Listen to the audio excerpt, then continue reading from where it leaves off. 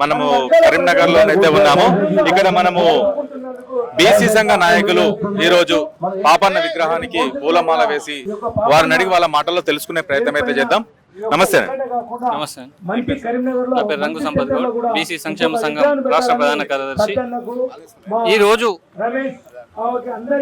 ఈ రోజు బహుజనుల గొంతుగా ఆనాడు ఎటువంటి టెక్నాలజీ లేని రోజుల్లో మరి ఈ దక్కన్ గడ్డపై పల్లె కొడితే ఏమొస్తుంది, ఊరు కొడితే ఏమొస్తుంది, కొడితే గోల్కొండ కోటను కొట్టాలని చెప్పేసి మరి ఆనాడు 10,000 మంది గెరిల్లా సైన్యాన్ని బహుజనులందరితో ఏర్పాటు చేసుకుని మరి గోల్కొండ మొట్టమొదటిగా భువనగిరి కోటని నుంచి మొదలుకొని గోల్కొండ కోట వరకు స్వాధీనపరుచుకొని అక్కడి నుంచి రాజ్యపాలన చేసినటువంటి తొలి బహుజన విప్లవ వీరుడు. మరి వారి యొక్క ఆశయాలను కొనసాగించడానికి, భవిష్యత్ తరాలకు ఉపయోగపడడానికి వారి యొక్క చరిత్రను పాఠ్యాంశంలో చేర్చాలని చెప్పేసి బీసీ సంక్షేమ సంఘం తరఫున మేము డిమాండ్ చేస్తా ఉన్నాం. మరి అలాగే ఈ రోజు యువత బహుజనులంతా ఇవాళ ఏదో ఒక తైలాలకు ఎవరికో ఒకరికి బానిసలుగా చేయడం కాదు, మనం మన రాజ్యాధికారి కోసం కొట్లాడాలని చెప్పేసి, రాజ్యాధికారం దిశగా ముందుకు సాగాలని చెప్పేసి ప్రతి ఒక్క యువకుడు ఆ దిశగా ముందుకు సాగాలని చెప్పి తెలియజేసుకుంటూ జై బీసీ, జై జై బీసీ, జై సర్వాయి పాపన్న. ఆయన చరిత్రను ఎన్ని మార్లు చెప్పుకున్నా చాలా తక్కువే. ఎందుకంటే 376 సంవత్సరాల క్రితం మనకు కనీసం ఏ వసతులు లేని సందర్భంలోనే తను ఎవరైతే ఉన్నారో మన అప్పుడు రాజ్యం వెళ్తున్న మొఘల్ చక్రవర్తుల్ని ఎదుర్కొని గోల్కొండ వెళ్ళిన మహనీయుడు. అంత పెద్ద చరిత్రను ఈ 376 సంవత్సరంలో కూడా మనం గుర్తు చేసుకుంటున్నామంటే ఆయన చరిత్ర ఎంత గొప్ప గణనీయమైందో మనము చెప్పుకోవచ్చు.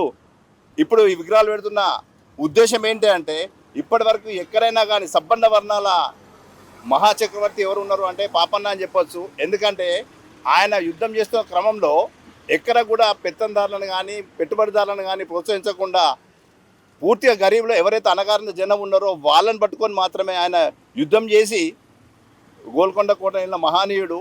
ఎక్కడైనా కానీ ఒక ఎదురు తిరిగినప్పుడు ఎవరో వెనకాల పెత్తందారులు ఉండి చేస్తేనే దర్శన చరిత్ర.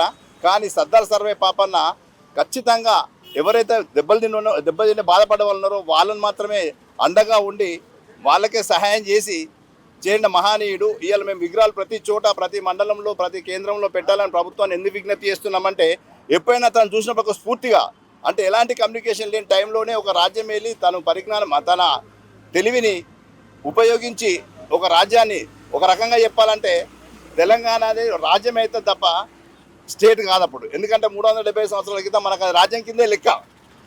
అలాంటి సందర్భంలో ఒక రాజ్యానికే రాజు ఆయన. అప్పుడు అంత చదువు పరిజ్ఞానం లేదు, ఏ పరిజ్ఞానం లేని టైంలోనే ఆయన వెళ్ళినాడు. ఆయన విగ్రహం చూసినప్పుడైనా కనీసం యువత కొంత పరిజ్ఞానానికి వచ్చి ఉన్న పరిస్థితుల్ని అవగతం చేసుకొని ఇంత స్ఫూర్తిదాత ఉన్నాడు. అది గౌడ కులంలో పుట్టిన బిడ్డ అని చెప్పడం అన్నది మేమందరం కూడా గౌళ్ళము ప్రౌడ్గా చెప్పుకుంటున్నాము. కానీ గౌళ్ళకే కాదు, ఆయన అన్ని కులాలని కలుపుకొని, సబ్బన్న కులాలను కలుపుకొని, ఏ ఒక్క కులాన్ని కూడా విస్మరించకుండా అణగారిన కులాలు అన్నింటిలో కలుపుకొని పెద్ద ఎత్తున యుద్ధం చేసిన మహానీయుడు. అలా ఆయన జయంతి జరుపుకోవడము నిజంగా మేము మా అదృష్టంగానే పరిగణిస్తున్నాము. ఎందుకంటే ఆయన పేరు 376 సంవత్సరాల తర్వాత స్మరించుకోవడం అన్నది ఇది చాలా గొప్ప విషయము. ఈ జయంతి ఉత్సవాలను ఇలానే ప్రతి సంవత్సరం కూడా మా గీత కార్మికులందరూ కూడా ప్రతి మండల కేంద్రంలో, జిల్లా కేంద్రంలో కూడా నిర్వహించుకోవాలి. అలానే ఇక్కడ మా కరీంనగర్ నడిబొడ్డున ఉన్న విగ్రహాన్ని వచ్చేసరికైనా కానీ ఈ సెంటర్లో గతంలో ఒక 30 లక్షల రూపాయలు అయినాయి, దానికి ₹1,00,00,000 ఫండ్ అవుతుందని చెప్పినారు. ఆ ₹1,00,00,000 పెట్టి మాకు ఇక్కడ విగ్రహాన్ని పెద్ద పైలాన్ చేయాలని మేము ప్రభుత్వాన్ని డిమాండ్ చేస్తున్నాం. ఇప్పుడే కలెక్టర్ గారి దగ్గర కూడా డిస్కస్ చేయడం జరిగింది. తను కూడా అన్నారు ప్రొసీడింగ్లో ఉంది, నెక్స్ట్ టైం తప్పకుండా చేస్తామని మాకు ఒక సానుకూలంగా స్పందించినారు. అలానే మా కార్యక్రమాలు కూడా ఇక్కడే కార్యక్రమాలు చేయాలని చెప్పేసి మేము ప్రభుత్వాన్ని విన్నవించుకుంటున్నాము. మీడియా మిత్రులందరికీ నమస్కారం తెలియజేస్తున్నా. ఎందుకంటే తెలంగాణ గడ్డ మీద సర్వాయి పాపన్న బీజేపీ వేసిన నాడుండే బీసీలకు పండుగ అనుకున్నాం. గౌడ కులం కాదు, అన్ని కులాలు కూడా ఆనాడు సర్వాయి పాపన్నకు ఉన్నటువంటి దోస్తులు సాకర సరవన్న, మంగళ మాగన్న, కుమార్ గోవిందు, జక్కర పెరుమాద, దోజకర, పీర్ మహమ్మద్, పద్మచారి వీరేంద్ర, మున్నూరు కాపు చెందిన ఎందరో ఆనాడు పాపన్నకు ఒక సైనికులు ఉన్నారు. ఆనాడు 12,000 మంది తయారు చేసిండు.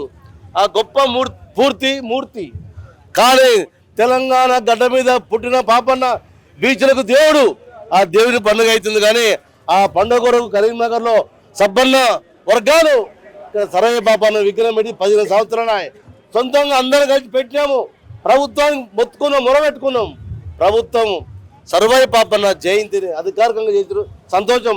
అదేవిధంగా ఈరోజు హైదరాబాదులో మన ముఖ్యమంత్రి రేవంత్ రెడ్డి గారు మా పొన్నం ప్రభాకర్ చేతుల మీదగో చాగిబండు మీద విగ్రహం పెడుతుండ్రు. అన్ని కులాలు చాలా సాగుతున్నాయి. అదేవిధంగా కరీంనగర్ కూడా విగ్రహం, పెద్ద విగ్రహం పెట్టాలని చెప్పి గత ప్రభుత్వం గంగల కల్వారు చెప్పారు. 1,3 లక్షలకు ఇచ్చాము, 30 లక్షలు శాంక్షన్ అయినాయి, అక్కడే పెండింగ్ ఉంది. అవన్నీ రాజకీయాలు పక్కా పెట్టేసి ఈ విగ్రహం పెట్టాలని చెప్పి కోరుకుంటున్నాం. అదేవిధంగా ఇంకోటి బాధాకరం, వాస్తవం కూడా కరీంనగర్ జిల్లాలో నాయకులు కానీ అదేవిధంగా ప్రజాప్రతినిధులు కానీ వ్యవస్థ కూడా ఏది మన ఉన్నటువంటి ఆఫీసర్లు కూడా ఈ రోజు ఇంత పెద్ద కార్యక్రమం చేసినాము, ఆఫీసర్లు హాజరు కాలేదు, కొందరు ప్రజాకులు హాజరు కాలేదు. ఈ బీసీలను ఇంత సులువా అదే ఆఫీసర్లు కడుతున్నారు, నేను నాయకులు కడుతున్నాను. నేను చెప్పాను, ఇంతకుముందు చెప్పాను, కలెక్టర్ ఆఫీసులో కాలే ఈ సర్వై పాపన్న మన అంబేద్కర్ జయంతి ఎలా చెప్తారో ఆఫీసర్లు ఫోటో దండం పెట్టి ఇక్కడ రావాలన్నాం. ఇంతవరకు వాళ్ళు రాలే. ఎందుకు రాలేదు?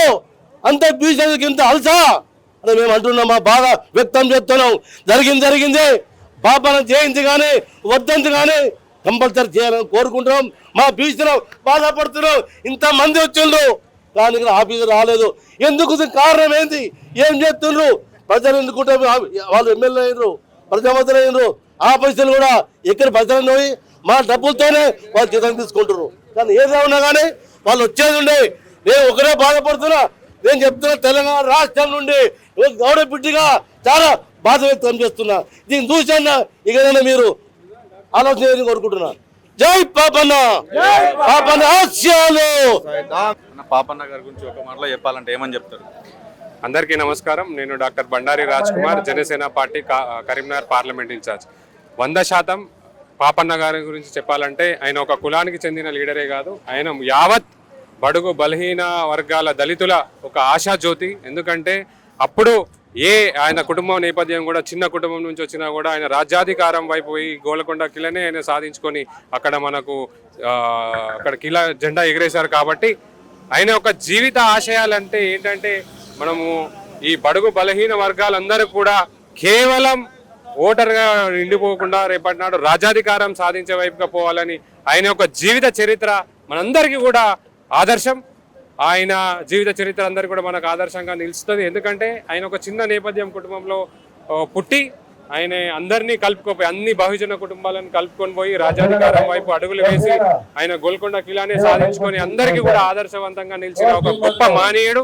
ఆయన ఆదర్శాలని మనం గ్రామాన తీసుకుపోయి ఈ రోజున ఏదైతే యువత గాని కార్మికులు గాని అందరికీ కూడా బహుజనులు బడుగు బలహీన వర్గాలకు అధికారం దక్కట్లేదు. కాబట్టి ఆయన ఒకటి స్ఫూర్తితో మనం అందరం కూడా కొట్లాడి రేపటి నాడు మనం అందరం కూడా ఒక ఓటర్ శక్తిగా మారి మన ఓట్లన్నీ కూడా మన బహుజనుల వైపు తీసుకుంటూ బహుజనుల వైపు వాళ్ళందరికీ కూడా వాళ్ళ ఆశయ సాధనలకు ముందడుగు వేసి వాళ్ళ యొక్క ఏదైతే కష్టాలు ఉన్నాయో వాళ్ళందరికీ కూడా తీర్చే విధంగా మన అధికారం మనకు కావాలి, రాజ్యాధికారం మనకు కావాలి. బడుగు బలహీన వర్గాలందరికీ కూడా మన రాజ్యాధికారం సాధించుకునే దిశగా ఆయన ఒక జీవిత చరిత్ర నిలుస్తుంది. ఖచ్చితంగా గౌరవనీయులు deputy chief minister Shri Pawan Kalyan కూడా మాకు ఎప్పుడు చెప్తా ఉంటాడు, జనసేన పార్టీలో రాజ్యాధికారం అనేది ఒకరి తత్తు కాదు, ప్రతి ఒక్కరు కూడా ఇందులో భాగస్వామ్యాలు కావాలి. ముఖ్యంగా బడుగు బలహీన వర్గాలు దళితులు ఎవరైతే ఉన్నారో వాళ్ళందరూ కూడా ఈ యొక్క పాపన్న గారి జీవిత చరిత్రను ఆదర్శంగా తీసుకొని వారందరూ కూడా రేపటి నాడు అధికారంలో రావడానికి ప్రతి ఒక్కరు కూడా కొట్లాడి వారి హక్కుని సాధించుకోవాలని మాకు చెప్తా ఉంటారు. కాబట్టి గౌరవనీయులు deputy chief minister Pawan Kalyan గారి ఆదర్శాలను మేము ముందు తీసుకోవద్దు. దాంట్లో మాకు సర్వాయి పాపన్న కూడా మాకు ఉంటారు. కాబట్టి ఈ యొక్క జీవిత చరిత్ర మాకు ఆదర్శంగా నిలుస్తుందని చెప్తున్నాను.